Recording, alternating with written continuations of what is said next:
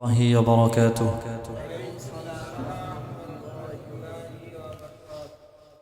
الحمد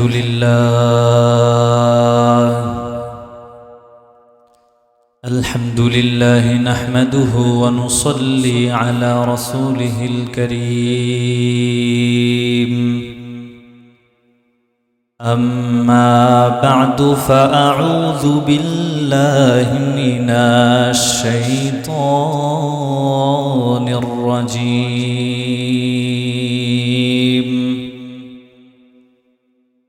بسم الله الرحمن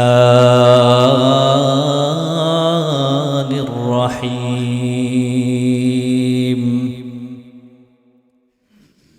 إن عدة الشهور عند الله 12 شهرا في كتاب الله يوم خلق السماوات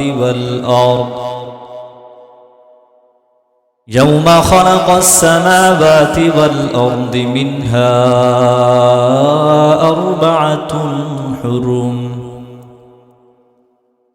ذلك الدين القيم فلا تظلموا فيهن أنفسكم وقاتلوا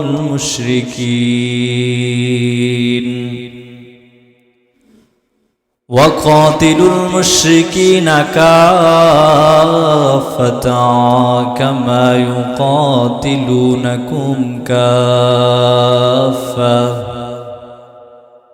واعلموا أن الله مع المتقين.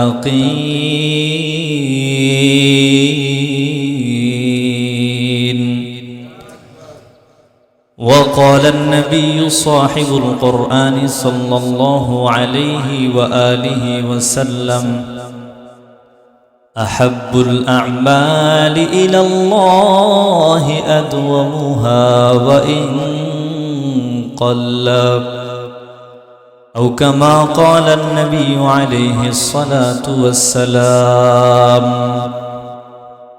صدق الله المولانا العظيم وصدق رسوله النبي الكريم، ونحن على ذلك لمن الشاهدين والشاكرين، والحمد لله رب العالمين.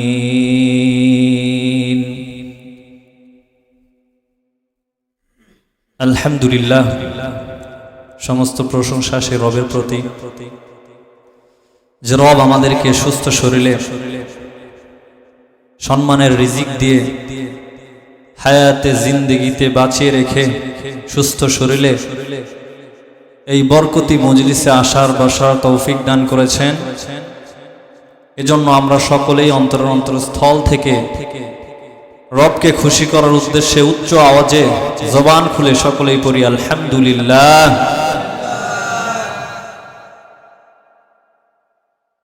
দরুদ প্রেরণ করছি সেই নবীর প্রতি যে নবীকে আমাদের মাঝে রহমত স্বরূপ প্রেরণ করা হয়েছে। সকলেই বলি সাল্লাল্লাহু আলাইহি ওয়াসাল্লাম। আমরা এখন যে মাসে উপনীত হয়েছি, এই মাসের নাম কি? রজব মাস। এই মাসের নাম কি? সবাই বলেন, এই মাসের নাম কি? অনেকেই ঘুমাচ্ছে, দেখি সবাই হাত উঠায়া তাকবীর দেন তো। আল্লাহু আকবার, লিল্লাহি তাকবীর, নারায়ে তাকবীর, হাত নামান। আমরা এখন যে মাসে উপনীত হয়েছি, এই মাসটার নাম হচ্ছে রজব মাস। কি মাস? রজব মাস। এই মাসটা অত্যন্ত গুরুত্বপূর্ণ একটা মাস, পবিত্র মাস, বরকতময় একটা মাস, সম্মানিত একটা মাস। আল্লাহু আকবার পড়েন। আল্লাহ তাআলার কাছে রমজানের পরে রজব মাস সবচাইতে বেশি পছন্দনীয়। সুবহানাল্লাহ বলেন। এই মাসটা সবকিছু সৃষ্টির সূচনা লগ্ন থেকেই সম্মানিত। এজন্যই আল্লাহ তাআলা কোরআনের মধ্যে বলেন, ইন্না ইদ্দাতাশ শুহুরি ইনদাল্লাহি 12 শাহরান ফি কিতাবিল্লাহি ইয়াওমা খালাকাস সামাওয়াতি ওয়াল আরদা মিনহা আরবাআতুন হুরুম ذلك الدين القيم فلا تظلموا فيهن أنفسكم وقاتلوا المشركين كافة كما يقاتلونكم كافة واعلموا أن الله مع المتقين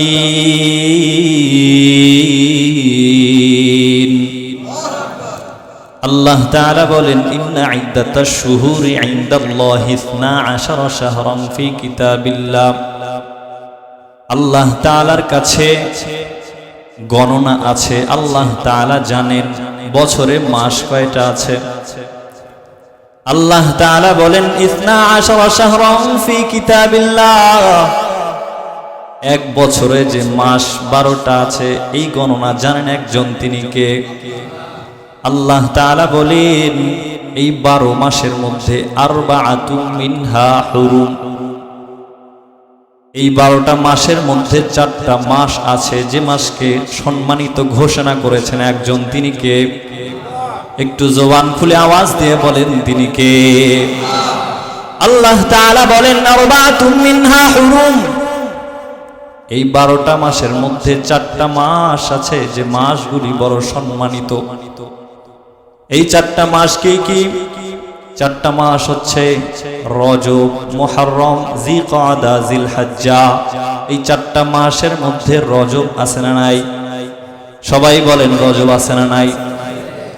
আল্লাহর হাবিব বলেন, আবু সাঈদ খুদরি রাদিয়াল্লাহু তাআলা আনহু থেকে হাদিস বর্ণনা করা হয়, পয়গম্বর আরবি সাল্লাল্লাহু আলাইহি ওয়াসাল্লাম বলেন, যদি কেউ রজব মাসকে সম্মান করে, সম্মান প্রদর্শন করে, তাহলে আল্লাহ তাআলা দুনিয়া এবং আখিরাতে ওই বান্দাকে সম্মানিত করবে। চিল্লায় কোন সুবহানাল্লাহ।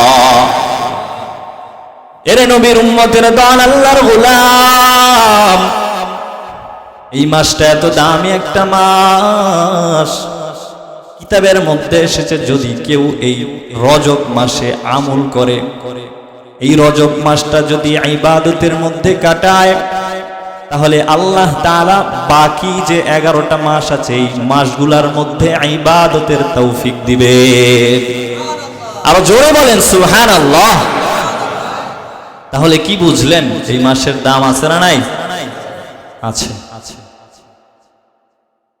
কিতাবের মধ্যে আসছে কোরআন, আমাদের যে শ্রেষ্ঠ কিতাব, আমাদের রাসূলের প্রতি অবতীর্ণ করা হয়েছে এই কিতাব কোরআন, এই কোরআনটার অন্যান্য যত কিতাব আছে, বই পুস্তক আছে, এগুলোর ওপর যেমন দাম, যেমন শ্রেষ্ঠত্ব, তেমনি ভাবে রমজানের পর অন্যান্য মাসের ওপর রজবের শ্রেষ্ঠত্ব। সুবহানাল্লাহ।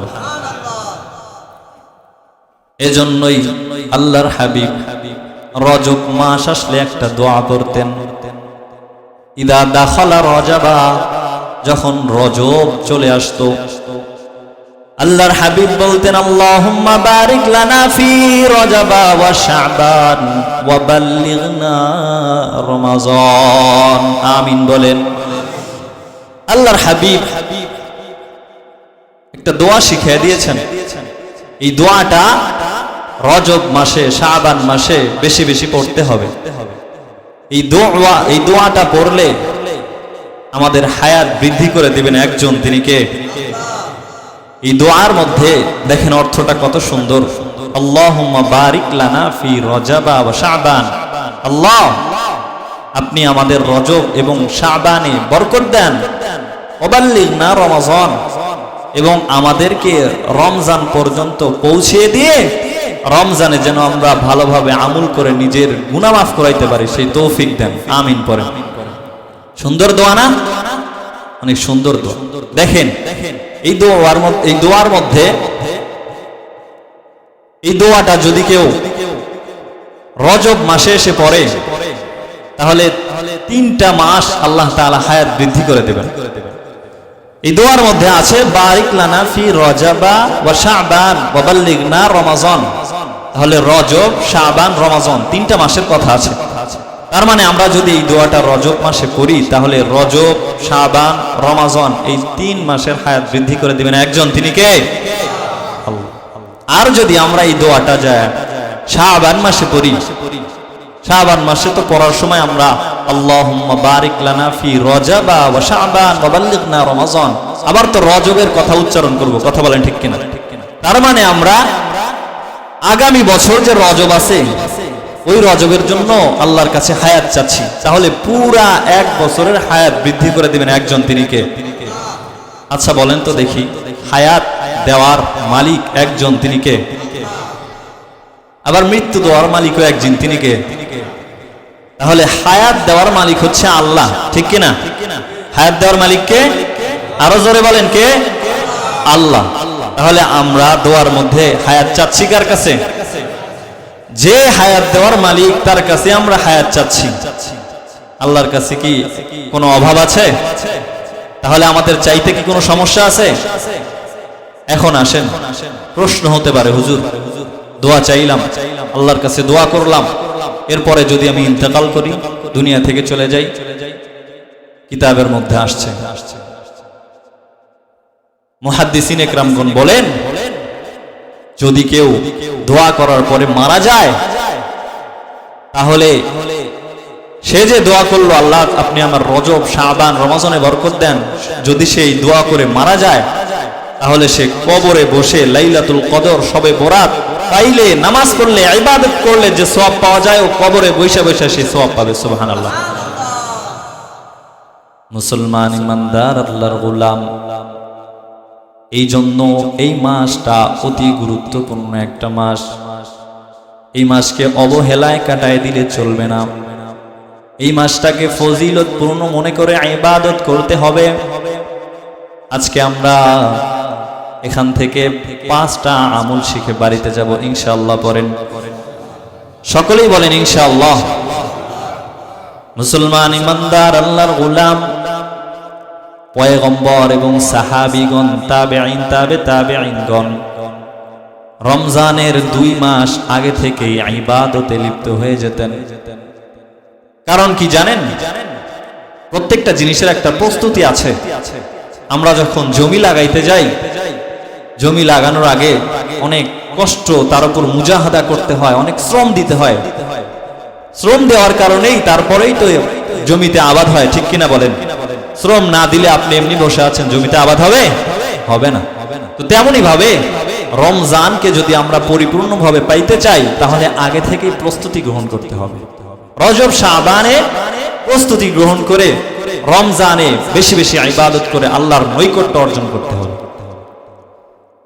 এজন্য হাদিসের মধ্যে দেখা যায় পয়গম্বর আরবি সাল্লাল্লাহু আলাইহি ওয়াসাল্লাম রমজান মাসের আগে থেকেই 2 মাস আগে থেকেই রমজানের প্রস্তুতি গ্রহণ করতেন।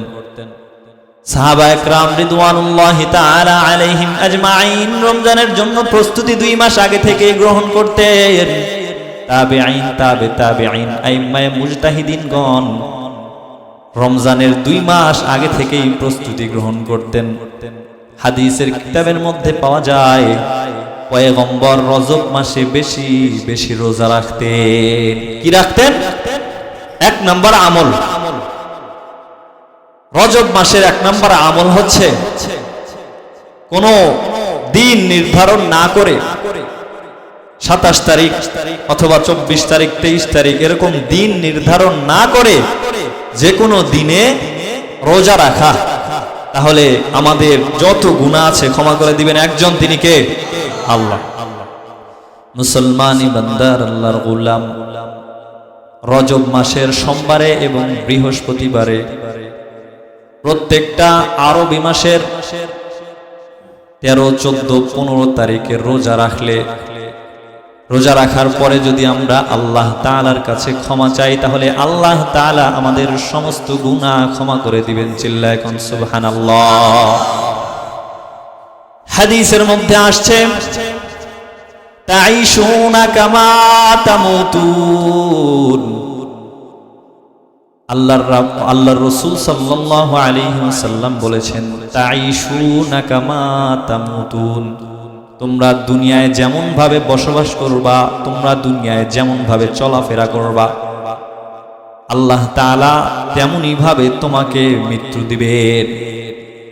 দুনিয়ার মধ্যে আপনি নামাজের মধ্যে কাটান, আপনি সর্বদাই জিকিরের মধ্যে কাটান, আপনি সর্বদাই দ্বীনের কাজের মধ্যে জিন্দেগিটা কাটায় দিচ্ছেন, তাহলে আপনার মৃত্যুটা হবে দ্বীনের ওপর, আপনার মৃত্যুটা হবে জিকির অবস্থায়, নামাজ অবস্থায়। চিল্লায় কোন সুবহানাল্লাহ। আর যদি আপনি দুনিয়াতে অশ্লীল বেহায়াপনা কাজের মধ্যে থাকেন, নামাজ জিকিরের কোনো খবর নাই, কোনো ইবাদতের খবর নাই, সর্বদাই বিড়ি টানেন, সিগারেট টানেন, সর্বদাই অশ্লীল কাজে আপনি লেগে আছেন, তাহলে আপনার মৃত্যুটাও হবে খারাপ অবস্থায়। চিল্লায় কোন নাউযুবিল্লাহ। আল্লাহর রাসূল বলেছেন, তাই শুন কামা তামুতুন, তোমরা যেমন ভাবে জীবন যাপন করবা সেভাবেই তোমার মৃত্যু হবে। ওয়া তামুতুনা কামা ওয়া তুবআসুনা কামা তামুতুন। রাসূল আরবি বলেন, আর তোমরা যেভাবে মৃত্যুবরণ করবা কিয়ামতে তোমাকে সেভাবেই উঠানো হবে। এখন যদি আপনি ভালো কাজ করে মরেন, মরার সময় যদি আপনার জবানে কালেমা তাইয়্যিবা লা ইলাহা ইল্লাল্লাহ থাকে, আপনি যদি মরার আগে কালেমা পড়তে পড়তে মরে যান, তাহলে আপনাকে যখন উঠাবে তো ওই সময় আপনি কালেমা পড়তে পড়তে উঠবেন। সুবহানাল্লাহ বলেন। জিকির করতে করতে মারা গেছেন, আপনাকে উঠাবে জিকির অবস্থায়। চিল্লায় কোন সুবহানাল্লাহ। নামাজ পড়তে পড়তে মারা গেছেন, আল্লাহর রাসূল বলেন, তুবআসুন কামা তামুতুন, যেভাবে মরছো সেভাবেই তোমাকে উঠানো হবে। সুবহানাল্লাহ বলেন। এজন্য সর্ব অবস্থায় অ্যালার্ট থাকা, সর্ব অবস্থায় সজাগ থাকা, যে কোনো সময় আমার মৃত্যু হয়ে যেতে পারে। আপনারা কি কেউ জানেন যে কখন কার মৃত্যু হবে? কেউ দাঁড়ায় বলতে পারবেন যে আমি 2 দিন বাঁচবো? এই গ্যারান্টি কেউ দিতে পারবেন? পারবেন না। আল্লাহ তাআলা বলেন, ইযা জাআ আজালুহুম লা ইস্তাখিরুনা সাআতাও ওয়া লা ইস্তাকদিমুন। যখন ইযা জাআ আজালুহুম, মৃত্যু যখন এসে যায়, লা ইস্তাখিরুনা সাআ ওয়া লা ইস্তাকদিমুন, এক কদম তোমাকে পিছাইতেও দিবে না, ওয়া লা ইয়াকদিমুন, এক কদম তোমাকে আগাইতেও দিবে না। মৃত্যুর ডাঙ্কা যখন বেজে যায় তখন কেউ এক কদম পিছাইতেও পারে না, আগাইতেও পারে না, নির্দিষ্ট সময়ে মৌত হয়। এজন্য সর্বদাই আপনি মনে করেন না যে আমি এখন যুবক আছি, কিছুদিন পরে নামাজ ধরব না। খবরদার, আপনার মৌত কখন হবে এটা কেউ জানে না। এজন্য সর্বদাই সজাগ থাকা। সোমবার এবং বৃহস্পতিবার আল্লাহ রাসূল সাল্লাল্লাহু আলাইহি ওয়াসাল্লাম রোজা রাখতেন। আরবি মাসের 13, 14, 15 এই তারিখগুলোতে পয়গম্বর সাল্লাল্লাহু আলাইহি ওয়াসাল্লাম রোজা রাখতেন। কারণ ইবাদতের মধ্যে থেকে সবচাইতে ওই ইবাদতটা উত্তম যার মাধ্যমে আল্লাহ তাআলার নৈকট্য বেশি লাভ হয়। আর রোজার মাধ্যমেই সবচাইতে বেশি আল্লাহর ভয়, আল্লাহর তাকওয়া এটা বেশি অর্জন হয়। এজন্য এই রজব মাসে বেশি বেশি রোজা রাখা।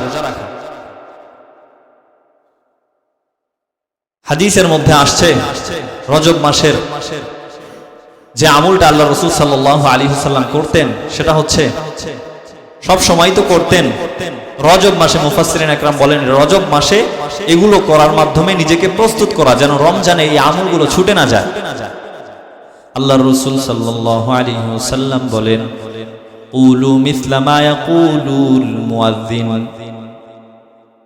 মুয়াজ্জিন আজানের মধ্যে যেটা বলে, মিসলা মা ইয়াকুল, তোমরা তেমনই বলো। তার মানে এটার দ্বারা আল্লাহর রাসূল সাল্লাল্লাহু আলাইহি ওয়াসাল্লাম আজানের জবাব দেওয়ার কথা বলেছেন। আমি এর আগেও আপনাদেরকে বলেছিলাম যে আজানের জবাব মুয়াজ্জিন যা বলে সেটাই আপনাদেরকে বলতে হবে। শুধু 2টা জায়গা, হাইয়া আলাস সালাহ, হাইয়া আলাল ফালাহ, এই 2টা জায়গায় লা হাওলা ওয়ালা কুওয়াতা ইল্লা বিল্লাহ করতে হবে। কিন্তু তারপরেও, এটা বলার পরেও অনেক দেখা যায় অনেকেই আশহাদু আন্না মুহাম্মাদুর রাসূলুল্লাহ মুয়াজ্জিন বলার পরে অনেকেই সাল্লাল্লাহু আলাইহি ওয়াসাল্লাম বলে।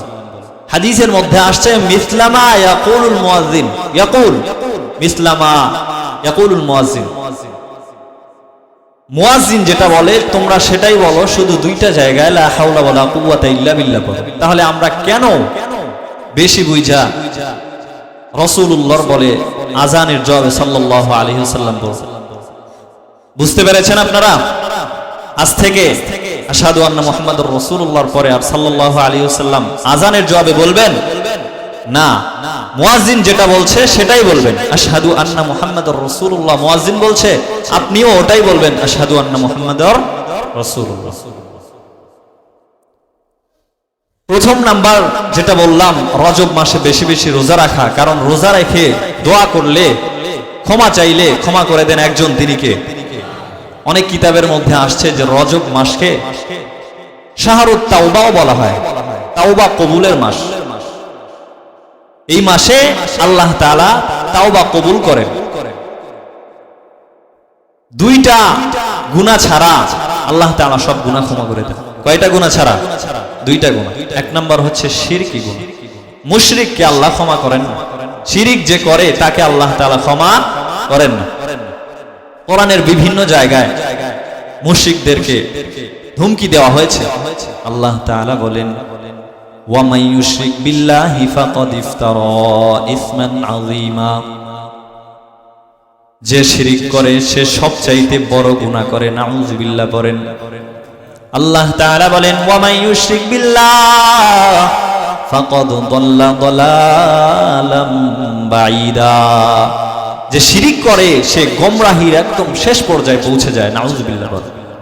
আল্লাহ তাআলা অন্য আরেক আয়াতে বলেছেন, ওয়া মান ইউশরিক বিল্লাহ ফাকাদ খাসিরা খুসরানাম মুবিনা, যে শিরিক করে সে সবচাইতে বড় স্পষ্ট ক্ষতিগ্রস্তের মধ্যে। নাউযুবিল্লাহ। আরেক আয়াতের মধ্যে আসছে, ওয়া মান ইউশরিক বিল্লাহ ফাকাদ হারামাল্লাহু আলাইহিল জান্নাহ। নাউযুবিল্লাহ বলেন। আল্লাহ তাআলা বলেন, ওয়া মান ইউশরিক বিল্লাহ ফাকাদ হারামাল্লাহু আলাইহিল জান্নাহ, যে শিরিক করে আল্লাহর সাথে কাউকে, তার উপর আল্লাহর জান্নাত হারাম হয়ে যায়। নাউযুবিল্লাহ। এজন্য আল্লাহ তাআলা যে দুইটা গুনাহকারীকে ক্ষমা করেন না। প্রথম নাম্বার কি? মুশরিক, যে শিরিক করে তাকে আল্লাহ তাআলা ক্ষমা করেন। আমাদের সমাজে এমন লোক আছে না নাই যারা পীরের পায়ে সেজদা করে, মাজারে গিয়ে সেজদা করে? এমন লোক আছে না নাই? আছে। অথচ আল্লাহর রাসূল সাল্লাল্লাহু আলাইহি ওয়াসাল্লাম বলেছেন যে আল্লাহ তাআলার পরে যদি কাউকে সেজদা দেওয়ার কথা থাকতো, তাহলে আল্লাহ তাআলা স্ত্রীদেরকে তাদের স্বামীর পায়ে সেজদা দেওয়ার কথা বলতেন। সুতরাং বোঝা যায় যে আল্লাহ ছাড়া কাউকে সেজদা দেওয়া যাবে না। এজন্য এমন কাউকে পীর বানায়েন না যার মুখে দাড়ি নাই, যার বদনে, যার শরীরে কোনো সুন্নতি লেবাস নাই, দাড়ি ছাটা, যারা সিগারেট খায়, নামাজ পড়ে না, এমন লোককে কখনো পীর বানায় না। পীর বানানোর ক্ষেত্রেও সতর্ক থাকবেন। কিতাবের মধ্যে আসছে, ফানজুরু আম্মান তানজুরুনা দীনাকুম, তোমরা দ্বীনের খাতিরে যাকে ফলো করো, যাকে দেখে দেখে দ্বীন শিক্ষা করো, যার কাছে থেকে দ্বীনের কথাগুলো শোনো, এই কথাগুলো শোনার আগে যাচাই বাছাই করবা তার মধ্যে দুই তিনটা গুণ আছে না নাই। যদি দেখো এই গুণগুলো আছে, তাহলে তাকে পীর বানাও। আর যদি দেখো এই গুণগুলো নাই, তাহলে খবরদার তাকে পীর বানাও। ফানজুরু আম্মান তারা দীনাকুম, যদি দেখো তার মাথা থেকে পা পর্যন্ত রাসূলের সুন্নত আছে, তাহলে তাকে পীর বানাও। আর যদি মাথা থেকে পা পর্যন্ত সুন্নতের কোনো বালাই না থাকে, তাহলে তাকে পীর বানানো যাবে না। হাদিসের মধ্যে পাওয়া যায় আরেকটা কথা, মুহাদ্দিসিন ইকরামগণ বলেন, পীর বানানোর ক্ষেত্রে আরেকটা জিনিস লক্ষ্য করতে হবে, সেটা দেখতে হবে যে যাকে পীর বানাচ্ছ তার ভিতরে অহংকার আছে না নাই। যদি অহংকার থাকে, অনেক পীর দেখবেন সবাইকে দাঁড় করায় রেখে নিজে বসে বসে থাকে, নিজেকে বড় মনে করে বসে থাকে, আর সবাই দাঁড়ায় আছে এটা সে লক্ষ্য করে না। নিজেকে বড় মনে করে, অহংকার করে, যদি কোনো গরিব লোক যায় তার সাথে কথা বলতে চায় না, এমন লোক আছে না? অনেক হুজুর আছে দেখবেন, গরিব মানুষ হইলে, ভ্যান রিক্সা চালক হইলে তাদেরকে সালাম দেয়। খবরদার, আল্লাহ রসুল সাল্লাল্লাহু আলাইহি ওয়াসাল্লামের কাছে একজন রাখাল আসছিল, নাম হচ্ছে উসাইদ বিন গালেব। এই রাখালটা আল্লাহর রসুলের কাছে আসতে সাহস পায় না, ইসলাম গ্রহণ করবে কিন্তু আসতে সাহস পায় না। অনেক দূরে দাঁড়ায় আছে। পয়গম্বর লক্ষ্য করলেন যে উসাইদ বিন গালেব দূরে দাঁড়ায় আছে, ভয় পাচ্ছে, আসতেছে না কাছে। আল্লাহ রসুল ডাক দিলেন, করিব করিব, কাছে আসো, কাছে আসো। রাখাল এবার মনে মনে ভাবে যে সবাই আমাকে ঘৃণা করে, অবহেলা করে, কিন্তু এই মানুষটা আমাকে কাছে ডাকতেছে। কাছে যায়, আল্লাহর রসুলের ব্যবহার দেখা কালেমা পড়ে মুসলমান হয়ে গেছে। সুবহানাল্লাহ। এজন্য পীর বানানোর আগে সতর্ক থাকবেন।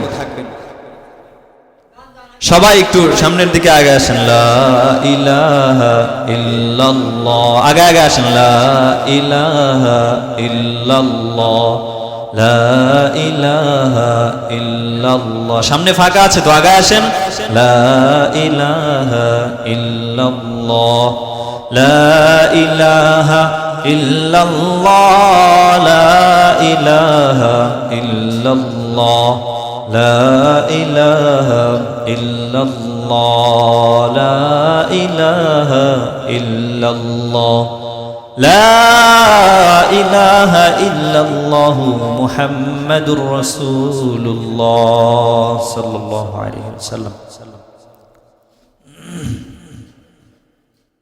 তো বলতেছিলাম রজব মাসের প্রথম যে আমল সেটা কি মনে আছে? সোমবার, বৃহস্পতিবার এবং 13, 14, 15 তারিখে নফল রোজা রাখা। দ্বিতীয় নাম্বার, উলুম ইসলামা ইয়াকুলুল মুয়াজ্জিন, মুয়াজ্জিন যখন আজান দেয় আজানের জবাব দেওয়া। তৃতীয় নাম্বার, জাওয়ালের একটা নামাজ আছে, যখন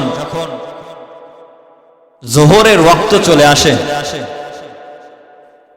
জোহরের ওয়াক্ত আসার পরে 4 রাকাত নামাজ আছে, এটাকে বলে জাওয়ালের নামাজ।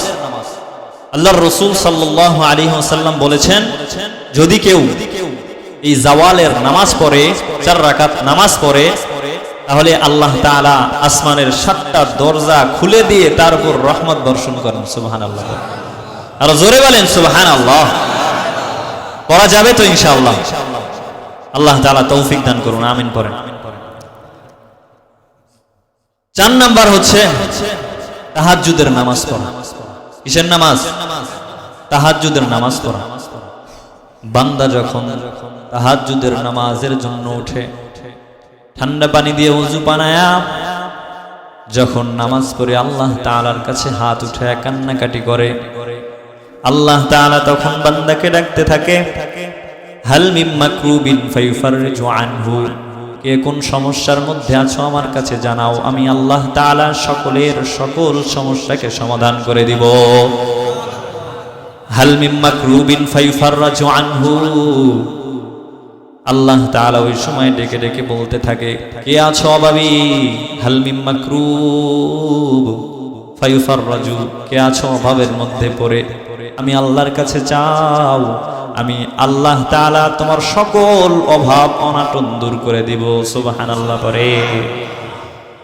এই আমলটা করা যাবে তো ইনশাআল্লাহ? আল্লাহ তাআলা আমাদের তৌফিক দান করুন।